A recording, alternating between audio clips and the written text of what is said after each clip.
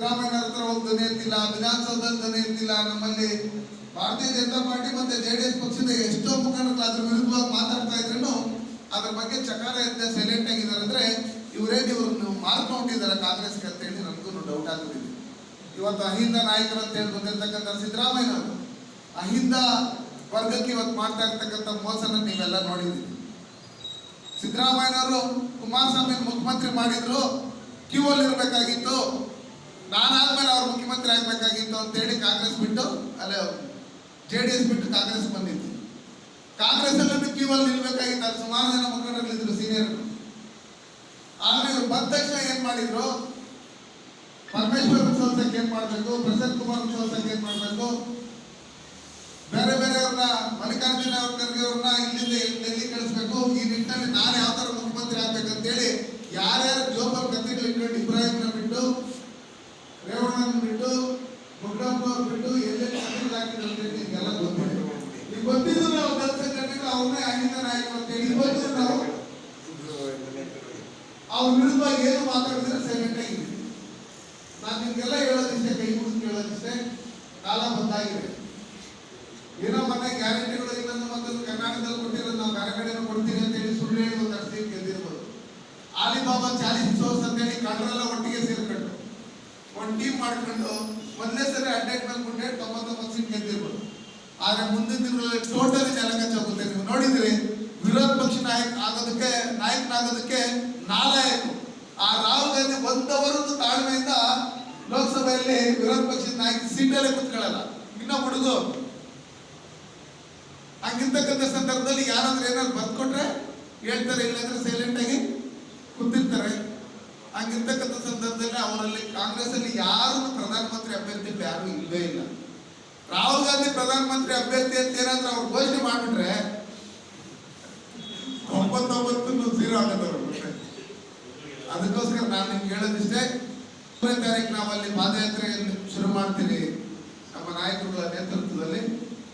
ನಾವು ಮಂಡ್ಯ ಬಂದು 8ನೇ ತಾರೀಕು ಬರ್ತೀವಿ. ನಾವು 8ನೇ ತಾರೀಕು ಬಂದಂತ ಸಂದರ್ಭದಲ್ಲಿ ನಮ್ಮಲ್ಲಿ ಏನ್ ದಳ ಸಂಘಟನೆಗಳ ಮುಖಂಡರುಗಳು ನೀವೆಲ್ಲರೂ ಇದ್ದೀರಿ, ಎಲ್ಲ ಪ್ರತಿಯೊಂದು ಕಾಲೋನಿಗಳಲ್ಲೂ, ಪ್ರತಿಯೊಂದು ಪಂಚಾಯತಿಗಳಲ್ಲೂ, ಪ್ರತಿಯೊಂದು ತಾಲೂಕ್ ಪಂಚಾಯತಿ, ಜಿಲ್ಲಾ ಪಂಚಾಯತಿ ಲಿಮಿಟ್ಗಳಲ್ಲಿ ಇರ್ತಕ್ಕಂಥ ಎಲ್ಲ ನಮ್ಮ ಮುಖಂಡರುಗಳನ್ನೆಲ್ಲ ಸೇರಿಸಿ ಜನ ಕರ್ಕೊಂಡ್ಬರ್ರಿ ಅಂತ ಹೇಳ್ತಾ ಇಲ್ಲ.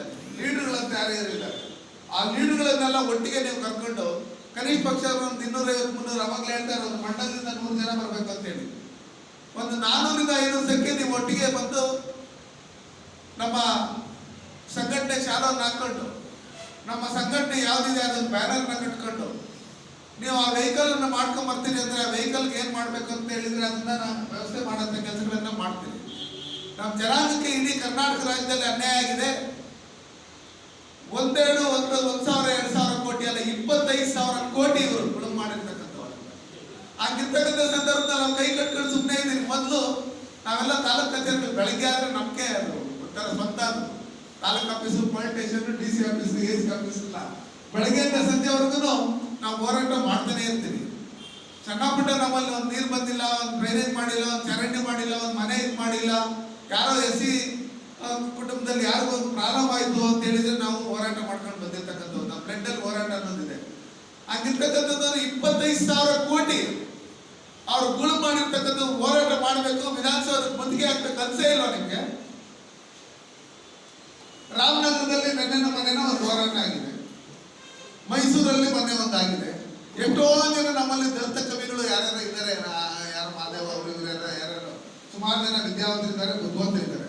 ಅವರೆಲ್ಲ ಸಿದ್ದರಾಮಯ್ಯ ಪರ ವಹಿಸ್ಕೊಂಡು ಮಾತಾಡುವಂಥವ್ರು 25,000 ಕೋಟಿ ಗುಳು ಮಾಡಿರ್ತಕ್ಕಂಥ ಸಂದರ್ಭದಲ್ಲಿ ಜನಾಂಗಕ್ಕೆ ಅನ್ಯಾಯ ಆಗಿದ್ದಾಗ ಇವರೆಲ್ಲ ಯಾಕೆ ಬಾಯಿ ಮುಚ್ಕೊಂಡು ಸುಮ್ಮನೆ ಇದ್ದಾರೆ ಅಂತ ಹೇಳಿ ಇವ್ರೇನಾದ್ರು ಶಾಮೀಲಾಗಿದಾರ, ಇವ್ರಿಗೇನಾದ್ರು ಬಿಸ್ಕೆಟ್ ಹಾಕಿದಾರ ಅನ್ನೋ ಲೆಕ್ಕಾಚಾರದ ನಮ್ಮನ್ನು ಡೌಟ್ ಬಂದಿದೆ.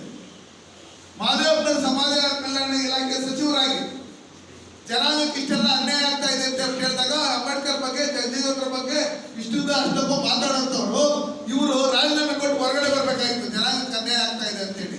ಅಂಥವ್ರು ಇವ್ರು ಕುರ್ಚಿಗೋಸ್ಕರ ಮೆತ್ಕೊಂಡು ಇವತ್ತು ರಾಜೀನಾಮೆ ಕೊಡ್ದಿರ ಜನಾಂಗಕ್ಕೆ ಟೋಟಲ್ ಆಗಿ ನಾನು ಒಬ್ಬನಿದ್ರೆ ಚೆನ್ನಾಗಿದ್ರೆ ಸಾಕು, ನನ್ನ ಮಗನೊಬ್ಬನಿದ್ರೆ ಚೆನ್ನಾಗಿದ್ರೆ ಸಾಕು, ನಮ್ಮ ಜನ ಎಲ್ಲಾದ್ರೂ ಹೋಗ್ಲಿ ಅಂತ ಹೇಳಿ ಇವತ್ತು SC ST ಜನಾಂಗಕ್ಕೆ ಭೂಮಿ ಇರ್ಬೋದು, ಲಂಬಾಣಿ ಇರ್ಬೋದು, ಪ್ರತಿಯೊಬ್ಬರಿಗೂ ಮೋಸ ಮಾಡಿ ಇವತ್ತು ನಮ್ಮ ಇದ್ರ ಮೇಲೆ ಮೆಟ್ಲುಗಳನ್ನು ಮಾಡ್ಕೊಂಡು ಇವತ್ತು ವಿಧಾನಸೌಧಕ್ಕೆ ಹೋಗಿರ್ತಕ್ಕಂಥವ್ರು ನಮ್ಮ ಜನಾಂಗದ ಶಾಸಕರು ಮತ್ತೆ ಎಂಪಿಗಳು.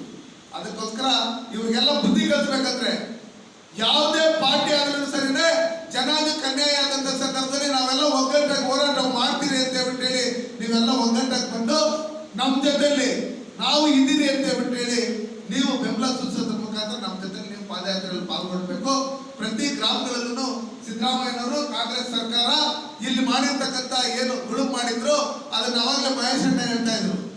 ತೆಲಂಗಾಣದಲ್ಲಿ ನಡೆದಂತ ಚುನಾವಣೆ ಬಾರ್ ಓನರ್ಗಳು ಅಕೌಂಟ್ಗಳಿಗೆ ಹೋಗಿದೆ, ಯಾವುದೋ ಕೋಆಪರೇಟಿವ್ ಸೊಸೈಟಿ ಹೊಸದಾಗಿ ಸೃಷ್ಟಿ ಮಾಡಿ ಅದರ ಅಕೌಂಟ್ಗೆ ಹೋಗಿದೆ, ಯಾವುದೋ ಜ್ಯುವೆಲರಿ ಶಾಪ್ ಅಕೌಂಟ್ಗೆ ಹೋಗಿದೆ. ಈ ತರ 187 ಕೋಟಿ ಹಣ ಅಲ್ಲಿ ಹೋದ್ರೆ ಆ ಪ್ರಾಧಿಕಾರದ ಅಧ್ಯಕ್ಷರು 100 ಎಕರೆ ಜಮೀನು ಅವ್ರ ಮಗಳ ಹೆಸರಲ್ಲಿ ಅವರ ಹೆಸರಲ್ಲಿ ಇವರ ಹೆಸರಲ್ಲಿ ಖರೀದಿ ಮಾಡ್ಕೊಂಡು ಇವತ್ತು ಅವ್ರನ್ನು ತಪ್ಪಿದಸ್ತರು ಅಂತಿದ್ದಾಗ ಸಿದ್ದರಾಮಯ್ಯರೇ ಆ ತರ ಏನ್ ನಡೆದಿಲ್ಲ ಬಿಡ್ರಿ, ಬರೀ ಭ್ರಷ್ಟಾಚಾರ ಆಗಿ 89